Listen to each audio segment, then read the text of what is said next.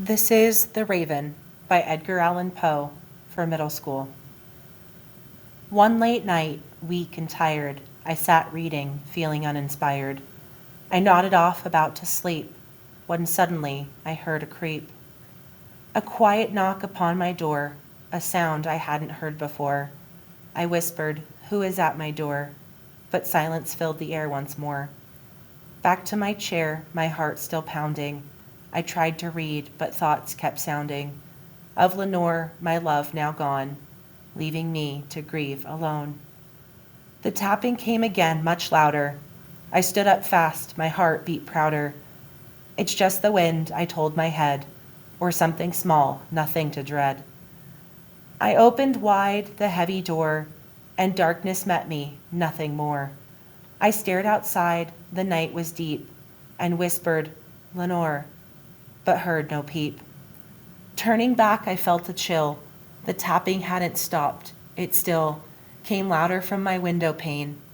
I flung it open, then it came. A black-winged raven, cold as stone, flew in like it had always known. This was its home. It did not wait, but perched above my doorframe's gate. I smiled a bit despite my sorrow and asked, "What name do you borrow?" The raven stared right into me and simply croaked out, "Nevermore."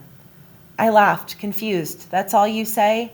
But the bird just sat. It wouldn't sway. I pulled my chair up, stared it down, and wondered why it came to town. I thought aloud, it must have learned that word from somewhere it once heard. Its owner must have spoken pain, and now it only speaks the same. But still I asked, will I find peace? Will I feel love? My sorrow cease? The raven's eyes were dark and sore. It only croaked out, "Nevermore."